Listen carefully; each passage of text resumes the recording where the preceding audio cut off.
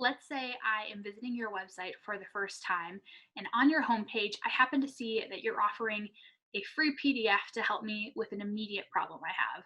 I type my name and email in, I hit enter, and then I am taken to a thank you page, and I probably get an email in my inbox that delivers what you promised. But what happens next? If you're like most of my clients, you know the importance of having a welcome sequence or a nurture sequence. You just haven't had the time to create it, or it's in that kind of important but not urgent task frame. Hi, I'm Jessica Castle, aka Your Business Mechanic, and I am here to help you simplify what you need to put in a nurture sequence so that you can get this set up to help you better achieve your business goals.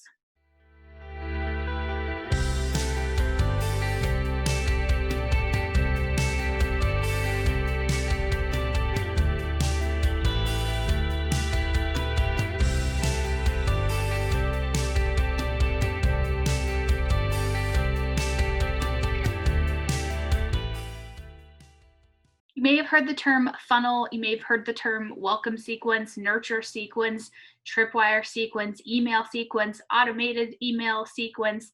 There's a lot of names for the same thing, but I like to call it a welcome sequence because it's a series of emails that welcomes people onto your list and being part of your community that you want to send from the moment someone signs up to hear from you. A nurture sequence is super important for a few reasons. One, when people sign up for your list is when they most want help. They've just raised their hand and said, hey, I've got the problem that you're telling me this free thing helps solve. So they want to hear from you. They're actively looking for help, and they're a great source of clients and customers and really hot leads who you know have said they have the problem you help solve.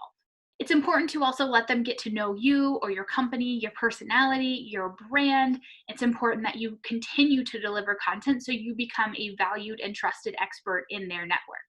And your welcome sequence should help you achieve your business goals.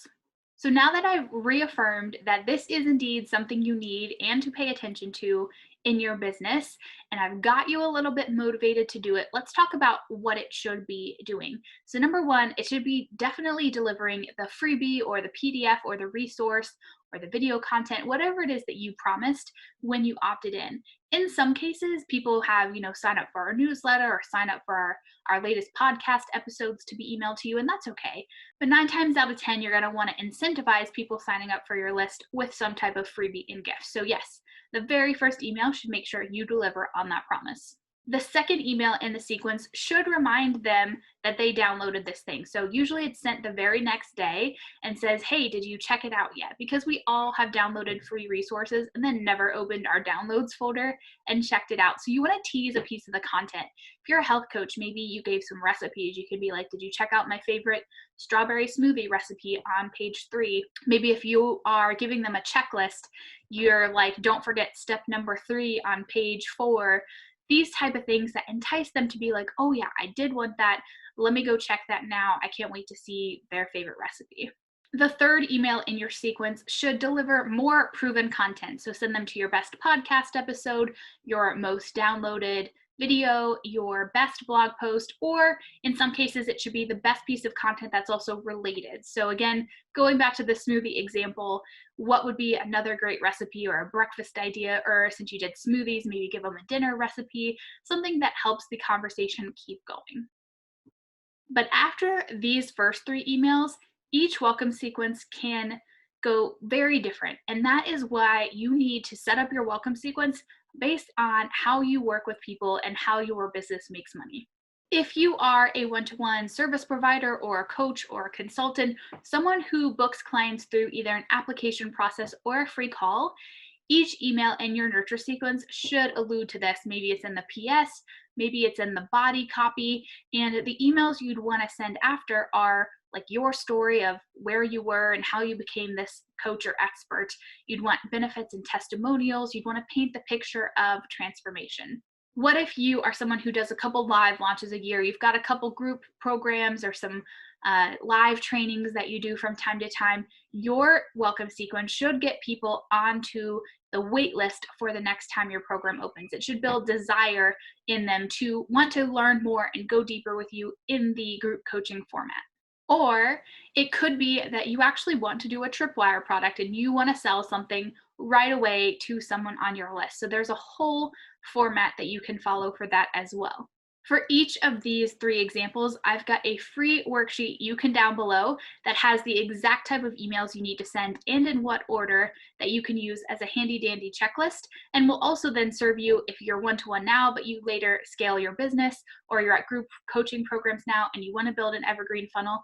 Definitely check that out if you want a few more details on what the emails are and what they should say. Click below to download that guide. Besides what your welcome sequence says, you definitely want to make sure that your welcome sequence is performing. So, like I mentioned, people are most excited about being on your email list right when they first sign up. 2 years later, we're still opening your newsletters, but we're not quite as excited.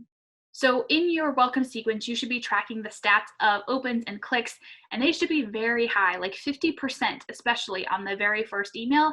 And then maybe if you've got 7, 8 emails down the line, maybe they're down to 40%.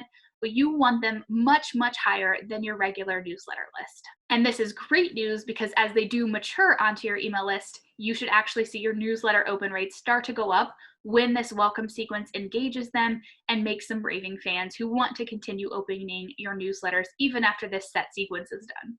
But besides really high open rates, you also want to see a few unsubscribes. And that may seem a little counterintuitive, especially if you're paying for list building and you're paying for the leads that are coming into this funnel.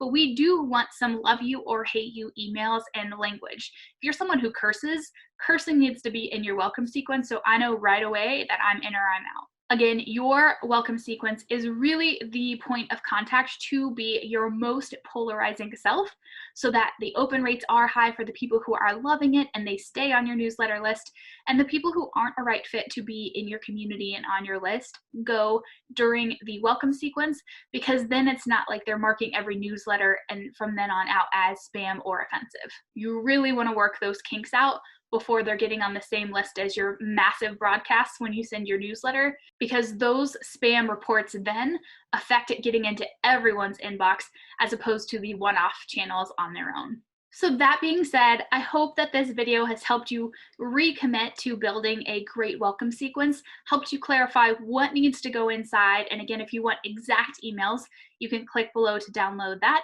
as well as help you track the statistics to know if your welcome sequence is doing the job that it needs to be doing. If you're actually the rare entrepreneur who actually already has their welcome sequence in place, maybe you listen to this video, go take a look back and make sure that your emails are as polarizing and true to the brand that you have today if maybe you wrote them a little bit while ago.